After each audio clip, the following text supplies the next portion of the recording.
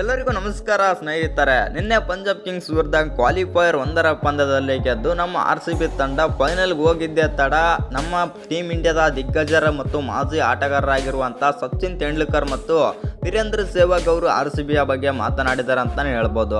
ಅಷ್ಟಕ್ಕೂ ಏನೆಲ್ಲ ಮಾತನಾಡಿದ್ದಾರೆ ಸಚಿನ್ ಮತ್ತು ವೀರೇಂದ್ರ ಸೆಹ್ವಾಗ್ ಅಂತ ತಿಳ್ಕೊಂಬರೋಣ ಬನ್ನಿ.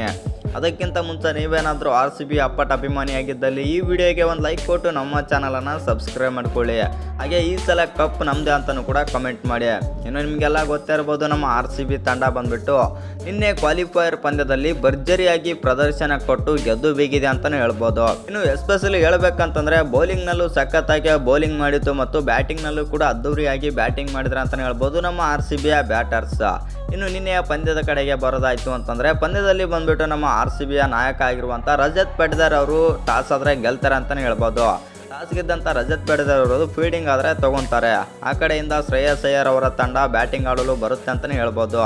ಬ್ಯಾಟಿಂಗ್ ಆಡಲು ಬಂದಂಥ ಪಂಜಾಬ್ ಕಿಂಗ್ಸ್ ತಂಡ ಅಂತ ಹೇಳ್ಕೊಳ್ಳುವಂಥ ಪರ್ಫಾರ್ಮ್ ಯಾರು ಮಾಡಲಿಲ್ಲ ಅಂತಲೇ ಹೇಳ್ಬೋದು. ಎಲ್ಲ ಸಿಂಗಲ್ ಡಿಜಿಟಲ್ಲಿ ಔಟ್ ಆದರು ಮತ್ತು ಇನ್ನು ಮಾರ್ಕರ್ ಸ್ಟೋನಿಸ್ ಅವರಷ್ಟೇ 26 ರನ್ ಹೊಡೆದ್ರೆ ಅವ್ರು ಬಿಟ್ಟರೆ ಬೇರೆ ಯಾರು ಪ್ಲೇಯರ್ಸ್ ಕೂಡ ಅಂತ ಹೇಳ್ಕೊಳ್ಳುವಂಥ ಪ್ರದರ್ಶನ ಕೊಡಲಿಲ್ಲ ಮತ್ತು ಎಲ್ಲ ಸಿಂಗಲ್ ಡಿಜಿಟಲ್ಲಿ ಔಟ್ ಆಗ್ತಾರೆ ಅಂತಲೇ ಹೇಳ್ಬೋದು. ನಿನ್ನೆ ಪಂಜಾಬ್ನ ನಾಯಕ ಆಗಿರುವಂಥ ಶ್ರೇಯಸ್ ಅಯ್ಯರ್ ಕೂಡ ಆಫ್ಟರ್ ಫ್ಲಾಪ್ ಆದರೆ ಆಗ್ತಾರೆ. ಇನ್ನು ನಿನ್ನೆ ನಮ್ಮ RCBಯ ಬೌಲಿಂಗ್ ವಿಚಾರಕ್ಕೆ ಬರೋದಾಯಿತು ಅಂತಂದರೆ ಬೌಲಿಂಗ್ನಲ್ಲಿ ಬಂದುಬಿಟ್ಟು ಸುಯೇಶ್ ಶರ್ಮಾ 3 ವಿಕೆಟ್ ತೆಗೆದ್ರೆ ನಮ್ಮ ಜಾಸ್ ಹಜಲ್ವುಡ್ ಅವರು ಬಂದುಬಿಟ್ಟು 3 ವಿಕೆಟ್ ಆದರೆ ತೆಗಿತಾರೆ. ಭುವನೇಶ್ವರ್ ಕುಮಾರ್ 1 ವಿಕೆಟ್ ತೆಗೆದ್ರೆ ದಯಾಳ್ ಅವರು 2 ವಿಕೆಟ್ ಆದರೆ ತೆಗೆದಿದ್ದಾರೆ.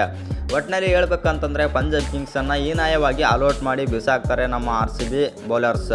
ಇನ್ನು ಬ್ಯಾಟಿಂಗ್ಗೆ ಬಂದಂಥ ನಮ್ಮ ವಿರಾಟ್ ಕೊಹ್ಲಿ ಮತ್ತು ಫಿಲ್ ಸಾಲ್ಟ್ ಅವರು ವಿರಾಟ್ ಕೊಹ್ಲಿ 12 ರನ್ ಹೊಡೆದು ಔಟ್ ಆಗ್ತಾರೆ ಅಂತಲೇ ಹೇಳ್ಬೋದು. ಸ್ವಲ್ಪ ವಿರಾಟ್ ಕೊಹ್ಲಿಗೆ ಬ್ಯಾಡ್ ಡೇ ಕೂಡ ಆಗುತ್ತೆ.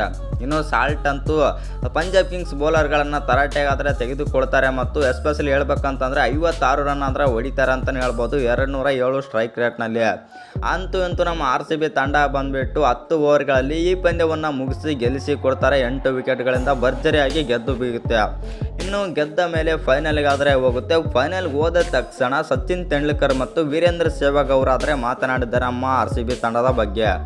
ಏನೆಲ್ಲ ಮಾತನಾಡಿದ್ದಾರೆ ಅಂತಂದರೆ ಸಚಿನ್ ಅವರಾದರೆ ಹೇಳಿದ್ದಾರೆ, ಈ ಬಾರಿ RCB ತಂಡ 18 ವರ್ಷಗಳಲ್ಲಿ ಈ ಬಾರಿ ಒಂದು ಬಲಿಷ್ಠ ತಂಡವಾಗಿ ಆದರೆ ಕಾಣ್ತಾ ಇದೆ. ಬೌಲಿಂಗ್ನಲ್ಲಿ ಆಗಿರ್ಬೋದು, ಬ್ಯಾಟಿಂಗ್ನಲ್ಲಿ ಆಗಿರ್ಬೋದು ಮತ್ತು ಆಲ್ರೌಂಡರ್ ಡಿಪಾರ್ಟ್ಮೆಂಟಲ್ಲೇ ಆಗಿರ್ಬೋದು 3 ಕ್ರಮಾಂಕಗಳಲ್ಲೂ ಕೂಡ ಸಖತ್ತಾಗಿ ಕಾಣ್ತಾ ಇದೆ ಮತ್ತು ಈ ಬಾರಿ RCB ತಂಡ ಕಪ್ಪು ಗೆಲ್ಲೋ ಅರ್ಹತೆ ಆದರೆ ಹೊಂದಿದೆ ಎಂದು ಸಚಿನ್ ಆದರೆ ಹೇಳಿದ್ದಾರೆ.